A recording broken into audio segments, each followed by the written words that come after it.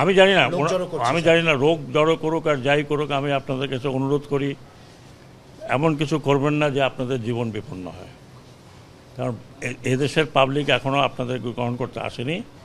আমি বরং মনে করি আপনারা আপনাদের পার্টি রিঅর্গানাইজ করেন। এই পার্টির অনেক অবদান আছে বাংলাদেশে, এটা আমরা ডিনাই করতে পারি না। পার্টিকে রিঅর্গানাইজ করেন, একটা পলিটিক্যাল পার্টির মতো যেভাবে থাকে। ইলেকশন আসলে ইলেকশন কন্টেস্ট করবেন, জনগণ ভোট দিলে ভোটে যাবেন। এই এই এই এই এই কী বলে, এই স্বপ্নটা যদি আপনারা দেখেন তাহলে কি করবেন আপনারা এই দেশকে আরেকজনের হাতে তুলে দেবেন। স্যার একটু তাহলে কি আপনারা বা আপনাদের পূর্বপুরুষরা, আমাদের পূর্বপুরুষরা, আমরা এখানে অত সিনিয়র কেউ নেই। আমরা যে মুক্তিযুদ্ধ করলাম, মারা গেল 30 লক্ষ লোক মারা গেল, সেই 30 লক্ষ লোকের উপরে দাঁড়ায় আপনি দেশকে আরেকজনের হাতে তুলে দেবেন। আমি খালি অনুরোধ করি যে আর যা করেন এটা করবেন না। এবং আর কিছু বলতে চাই না, এদেশের লোক এত তাড়াতাড়ি ভুলে নাই। সময় দেন, হয়তো ভুলে যাবে, কিন্তু এত তাড়াতাড়ি ভুলে নাই। কারণ যাকে ধরছিলেন নেতা, সেই নেতারা এখন পালিয়ে বেড়াচ্ছে। যাকে ধরছে সেই নেতাকে আমরা বাঁচাতে পারছি না। অনেক নেতাকে অনেকে বাঁচিয়েছে, আমরা জানি কে কোথায় আছে। কিন্তু ওটা না করে আপনারা বরং পার্টিকে, এটা অনেক বড় পার্টি এবং I have lot of respect for Awami League. এটা যেটা বললাম যে এটা এই দেশের প্রধান পার্টি একরকম।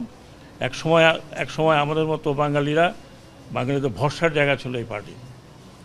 বাংলাদেশের 52 আন্দোলন, 69 গণ আন্দোলন, স্বাধীনতা, এটা পার্সোনাল কোনো কারণে নষ্ট করবেন না। এটা জাতীয় সম্পদ। আপনারা আসুন, যারা রেগুলার করতে চান। এখানে মারামারি কোনো লাভ নেই। আরও কিছু লোকের মৃত্যু আমরা চাই না। অলরেডি 400 থেকে 500, তারও বেশি মারা গেছে উভয় পক্ষে। পুলিশের এই অবস্থা হয়েছে, আনসারের এই অবস্থা হয়েছে।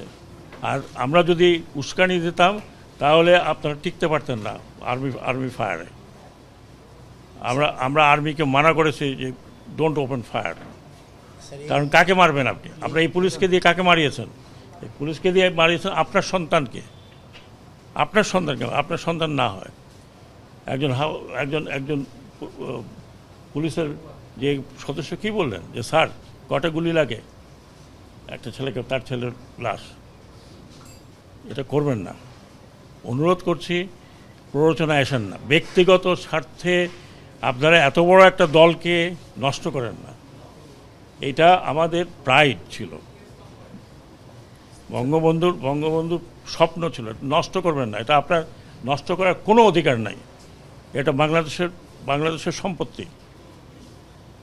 আর এই যদি স্বপ্ন কেউ মনে করে যে এইটা করে আবার একটা কাউন্টার রেভলিউশন করে আসবেন, কাউন্টার রেভলিউশন করতে হলে আপনাকে হাজার হাজার লোকের রক্ত বহাইতে হবে।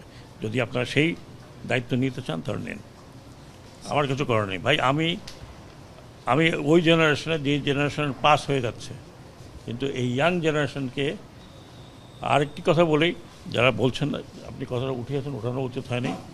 আমাদের যে ইয়াঙ্গার জেনারেশন, এরা করেছে, কোনো পলিটিক্যাল পার্টি করে নাই। They have given their life, যেটা আপনারা কোনো দিন দিতে পারতেন না। বুকে দাঁড়িয়ে আছে পুলিশের গুলি খাওয়ার জন্য, তাদের মুখে কোনো দুঃখ নাই, they all smiling.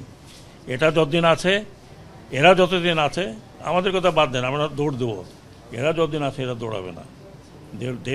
They will face you. So please, আমি অনুরোধ করছি, একজন সিনিয়র সিটিজেন হিসাবে, আমি জানি political people don't like me, but আমি একজন সিনিয়র সিটিজেন হিসাবে বলছি যে দয়া করে দেশটাকে স্বাধীন রাখেন।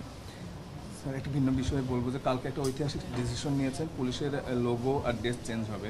এটা কি শুধু এই তাদের 11 দফা দাবির ভিত্তিতে করছেন না আপনাদের কর্মপরিকল্পনার অংশ? না, এটা আমি কর্মপরিকল্পনা জানি না। আমি জানি যে এটা পুলিশের নিজেরাই বলেছে এটা আমাদের কলঙ্কিত একটি। সবাই যে খারাপ তা তো না। আমি কি বলতে পারবো যে সব খারাপ? 100% পুলিশ খারাপ ছিল, সবাই দানব হয়ে গেছিলো।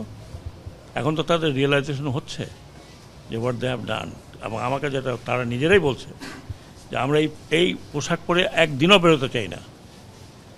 তারপর আইজি সাহেব আমরা বললাম যে ভাই এটা একটু বললেই তো হবে না, একটু সময় লাগবে।